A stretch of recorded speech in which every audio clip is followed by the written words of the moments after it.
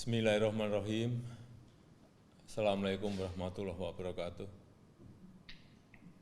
Yang saya hormati Bapak Wakil Presiden, Bapak-Ibu sekalian yang saya hormati. Sebelum mendengarkan laporan dari Ketua Gugus Tugas, saya ingin menyampaikan beberapa hal. Yang pertama, saya ingin tes PCR ini betul-betul bisa diperluas jangkauannya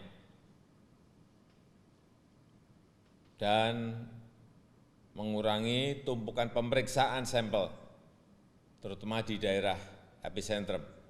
Saya mendapatkan laporan bahwa sekarang memang sudah diperbanyak untuk tempat labnya, yang dulu hanya 3, sekarang sudah meloncat menjadi 29 tempat dari 78 yang dipersiapkan.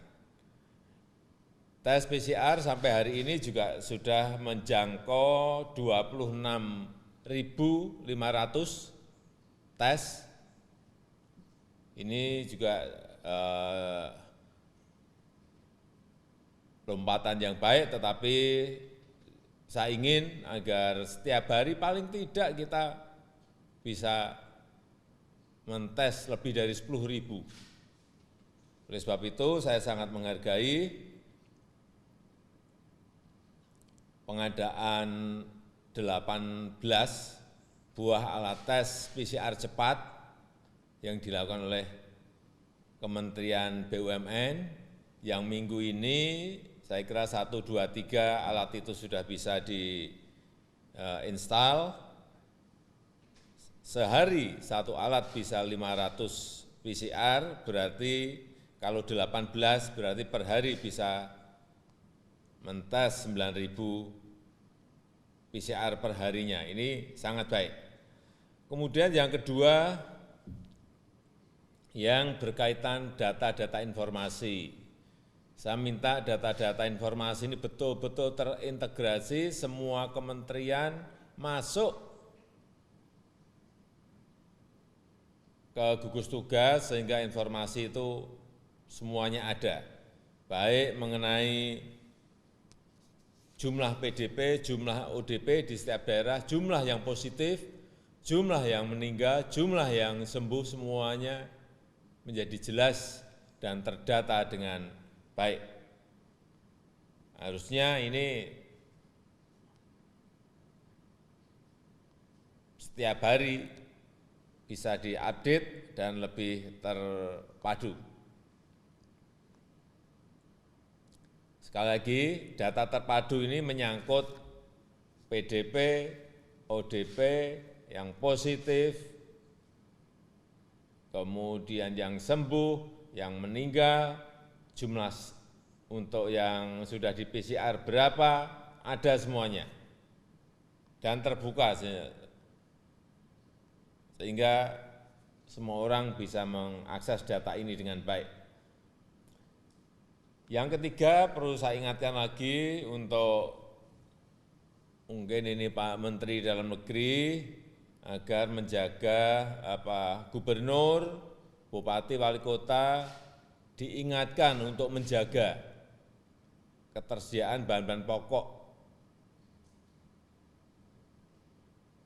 membuat perkiraan-perkiraan ke depan sehingga kita bisa memastikan tidak terjadi kelangkaan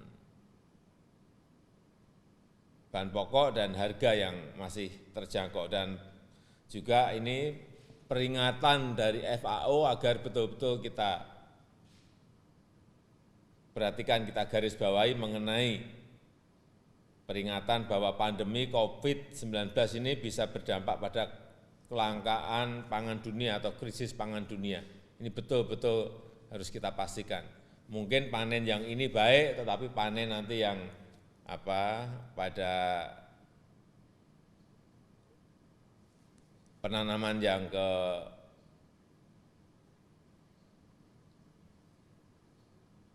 bulan Agustus, September, yang kedua nanti betul-betul lihat secara detail sehingga tidak mengganggu produksi, rantai pasok maupun distribusi dari bahan-bahan pangan yang ada. Kemudian juga yang keempat yang berkaitan dengan dampak sosial ekonomi. Saya minta Menteri Sosial, Menteri Keuangan juga minggu ini semuanya harus bisa jalan. Ini sudah sangat mendesak sekali, baik yang berkaitan dengan kartu prakerja, baik yang berkaitan dengan PKH, baik yang berkaitan dengan bantuan sosial langsung, baik berkaitan dengan kartu sembako, baik yang berkaitan dengan pembagian sembako di Jabodetabek, semuanya harus jalan. Minggu ini saya turun ke bawah, kemarin saya melihat bahwa kebutuhan itu sudah ditunggu oleh masyarakat. Jangan nanti di bawah melihat bahwa kita ini hanya omong saja, tapi barangnya tidak sampai ke rakyat, ke masyarakat. Yang terakhir, tolong diingatkan bahwa gotong royong, partisipasi, saling membantu, itu bisa ditumbuhkan dari bawah. Ini penting sekali. Saya sangat senang sekali kemarin melihat misalnya di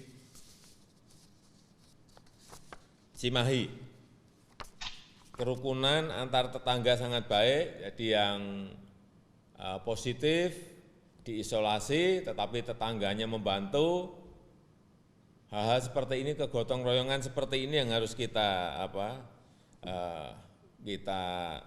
terus kita gaungkan sehingga benar-benar kalau ada isolasi mandiri, kalau ada pasien positif yang ada di sebuah kampung, betul-betul bukan malah dikucilkan, tetapi kanan kirinya bisa tolong-menolong. Kemudian hal-hal teknis mungkin ini yang juga perlu terus disampaikan mengenai pemakaian masker, kemudian jaga jarak kepada daerah, juga isolasi parsial, saya kira penting sekali terus disampaikan sehingga mereka tahu betul yang namanya jaga jarak itu apa, yang namanya isolasi parsial itu apa, dan ini akan bisa mencegah tersebarnya corona ini lebih meluas. Kemudian mengenai manajemen penanganan pasien, ini saya minta juga ke Menteri Kesehatan agar betul-betul diatur, jangan semuanya masuk ke rumah sakit yang ada, tetapi tentu saja yang ringan, yang sedang akan lebih baik kalau dibawa ke Wisma Atlet, ini ya semua rumah sakit harus tahu. Kemudian yang perlu penanganan intensif bisa dibawa ke rumah sakit yang ada, dan kalau yang tidak perlu penanganan intensif bisa dirawat di rumah dengan isolasi mandiri. Saya juga sangat menghargai ini yang belum banyak diungkap, bahwa kita memiliki rumah sakit tanpa dinding, telemedicine. Ini akan sangat bagus kalau ini bisa disampaikan. Ini saya kira bedanya kita dengan negara lain. Tidak semua orang harus ke dokter atau ke rumah sakit atau ke puskesmas, tetapi bisa lewat telemedicine, sehingga mengurangi resiko pada tenaga medis. Saya mendapatkan laporan bahwa sekarang beberapa perusahaan aplikasi teknologi sudah masuk dan bekerja sama dengan Kementerian Kesehatan. Dari yang sebelumnya hanya 4 juta, sekarang sudah mencapai lebih dari 15 juta orang menggunakan aplikasi ini sangat bagus. Kemudian tolong dicek hal-hal yang berkaitan dengan ventilator, dengan APD, jangan sampai ada yang masih mengeluh kekurangan ini, agar suplainya betul-betul dilihat sehingga tidak ada keluhan di bawah. Saya rasa itu yang bisa saya sampaikan sebagai pengantar. Terima kasih.